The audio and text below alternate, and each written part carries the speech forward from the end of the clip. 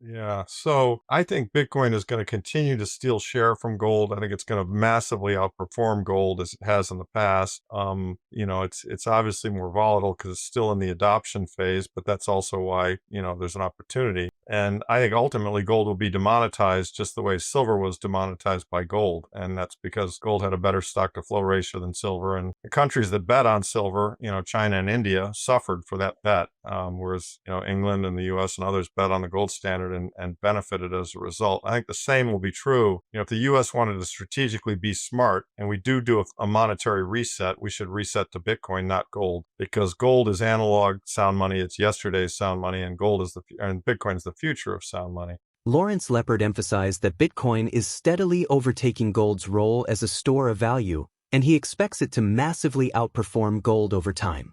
While Bitcoin's volatility reflects its ongoing adoption phase, Lepard sees that as a sign of opportunity rather than risk. In his view, Bitcoin represents the future of sound money.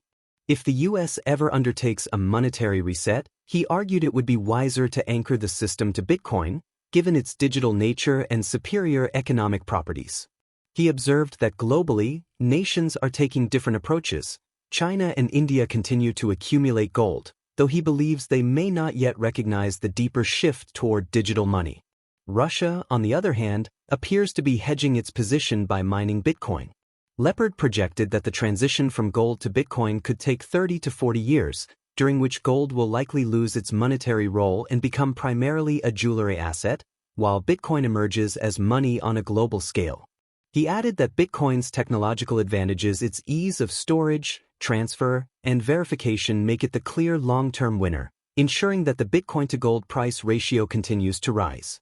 He believes both assets will perform strongly in the current environment, but Bitcoin will deliver far greater returns, providing what he called real alpha.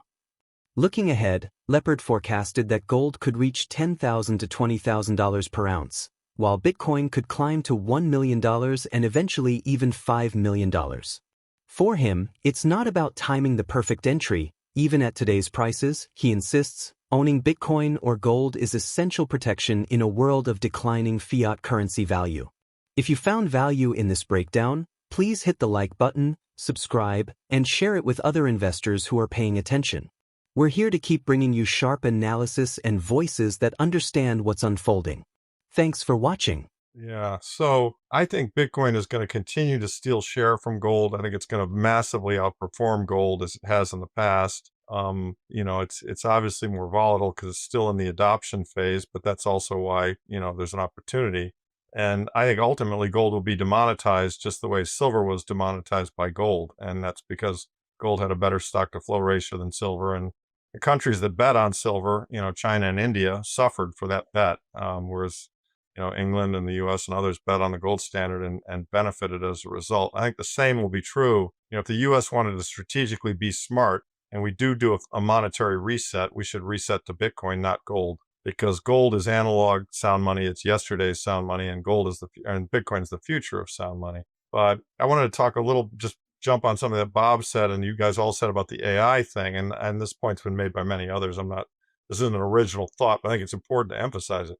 The more, a Keynesian, and this is Jeff Booth was really the originator of this idea. The more the Keynesian system is built on credit growth, credit expansion. Money is effectively debt, and so you need more debt to have more money, and you just got to keep that growth taking place. And in reality, the Austrian model shows you that deflation is not a bad thing; it's a good thing, and that technology is extremely deflationary, as Bob has known and worked through his entire life on, and AI just accelerates that. And so, if we think about AI eliminating jobs, and it no doubt will, we don't know at what scale, but it will, all those people whose jobs are eliminated, they have mortgages, they have car loans, they have payments to make, and, and they're not going to have incomes. Now, and we can say, oh, that's all unfair. And you can go into the whole Luddite argument of, well, yeah, but AI makes the world more efficient, and it does. That's a good thing. But the point is that it conflicts with a credit-based system. And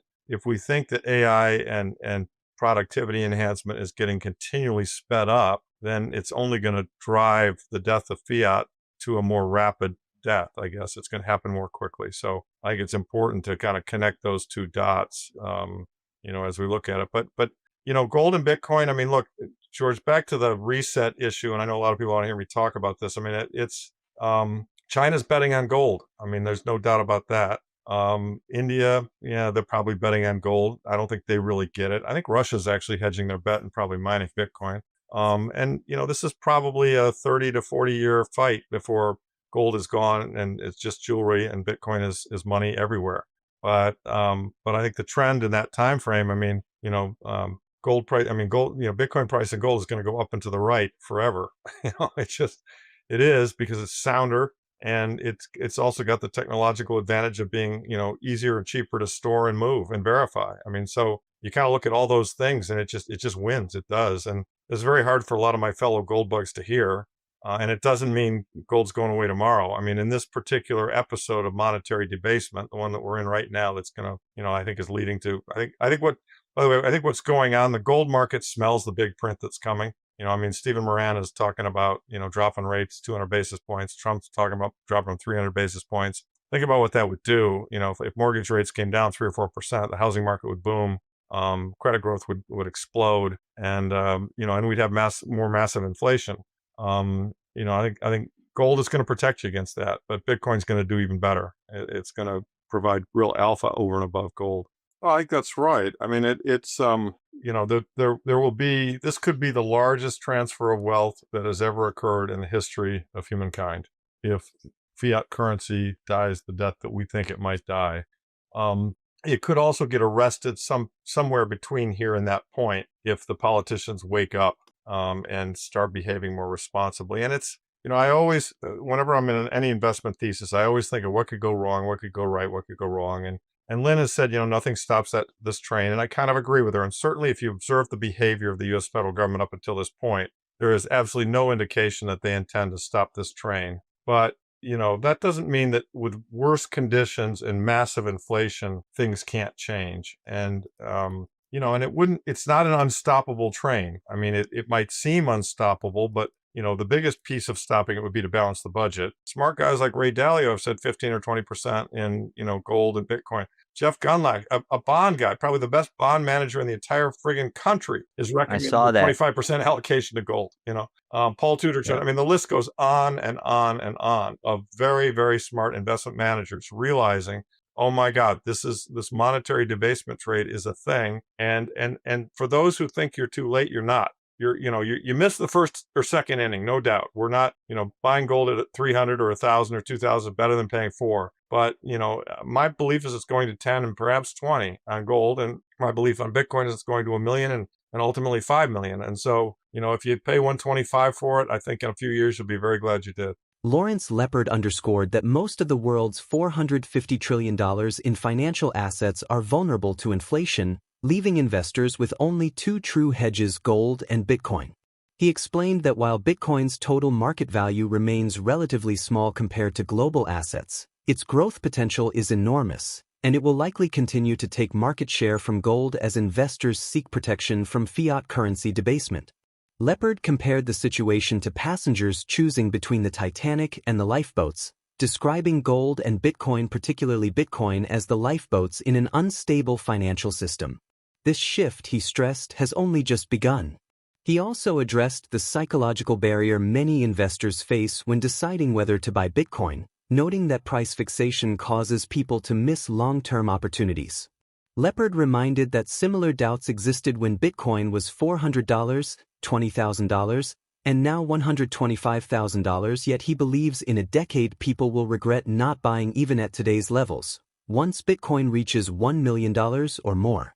Ultimately, he said, owning gold or Bitcoin offers peace of mind, as preserve purchasing power amid inflation. In his words, the beautiful thing about holding these assets is knowing they will keep pace with and likely outperform inflation, safeguarding wealth as fiat currencies continue to erode. Let's get back to the interview. And so, if some of that 450 of financial assets that aren't necessarily inflation protected wants the financial assets that are, they only really have two choices, gold and Bitcoin. And of course, Bitcoin's even smaller, right? Bitcoin's, only $2 trillion of total market cap, probably less than that because some coins have been lost. And so effectively, Bitcoin is going to steal share from gold, and they're both going to steal share from all these other fiat financial instruments. And to me, it's really just begun. And as a fund manager, it creates kind of an interesting problem because it's not very often I look at a lot of stocks and they're up 100 to 300%, and I don't want to sell them. But that's because, I mean, nobody, and I say this in my letter, I mean, this is a sovereign debt crisis, and nobody alive has seen one because the last one occurred after World War I, when Germany and Poland and a lot of other countries hyperinflated. France had high inflation.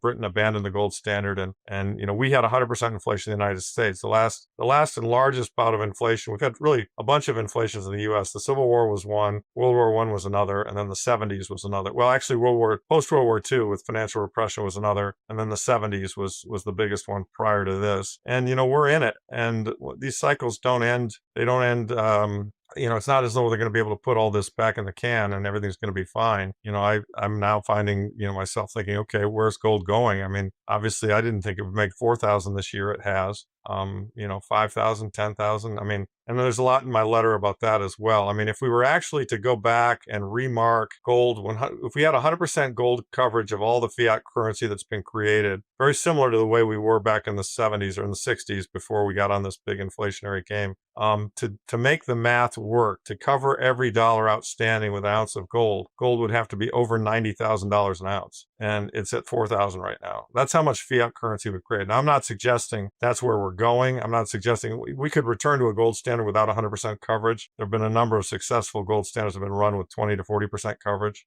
But at some point, as my book talks about, inflation is going to become the biggest problem in this country. And we either let it continue to build, in which case we'll go all the way to full Weimar hyperinflation, or hopefully, we'll have some politicians who are smart enough to realize that the problem is the unsound money, and we'll do a one-time reset and return the dollar to either being backed by gold or Bitcoin or some combination of the two. These assets, gold and Bitcoin, but primarily Bitcoin, represent lifeboats, and the fiat currency system represents the Titanic. I've said it in many podcasts. I strongly believe it that, we got these lifeboats. We paid lower prices. We were lucky. We were smart, whatever. But you know what? If you're on that Titanic, you don't give a shit what price you pay. You want the goddamn lifeboat. And so, it's extremely important. I'm experiencing in the crew that I talk to a lot of price bias, price fixing and bias, where they say, oh yeah, you're right. Gosh, I should have listened to it a couple of years ago. I didn't, but man, it's at 125. How am I going to pay that? I just can't pay that. And I said, yeah, but you're going to be saying the same thing in 10 years when it's at $1 million. And in 10 years, it will be at $1 million. It'll probably be more than $1 million. And so people said that at 20, Larry. Well, that's right. And they said, I felt it at 400 when Max was telling me to buy it at 2, and I didn't listen. So unit bias is a real big problem. And so, I would just say, I know in my case, as I creep toward a retirement, so to speak, or being less involved and not working as much, I just don't want to get in the position my father was in, which is he retired and he had money, but by the time he passed, it had really gotten whittled away by inflation. It just wasn't nearly, what he had earned. And, the beautiful thing about owning a Bitcoin stack or owning a gold stack is you just know it's going to keep up with inflation. And the ongoing global monetary shift underscores Bitcoin's emergence as a key store of value in an era of rising inflation and unsustainable sovereign debt. Unlike fiat currencies, which can be printed and devalued, Bitcoin's limited supply, decentralization, and digital nature make it a durable hedge against currency debasement. Its portability, verifiability, and ease of transfer give it advantages over traditional assets like gold, positioning it as the next evolution of sound money. As adoption grows, Bitcoin is likely to capture market share from both gold and fiat instruments, offering investors the potential to preserve and even grow their wealth, playing a central role in what may become the largest wealth transfer in history. How does Bitcoin's scarcity and decentralized design make it a better long-term store of value compared to traditional assets like gold and fiat currencies? So, stay tuned for clear, data-driven insights into the financial system. Don't forget to like and subscribe so you never miss our weekly updates. Thank you for your continued support, and we hope you enjoy the video.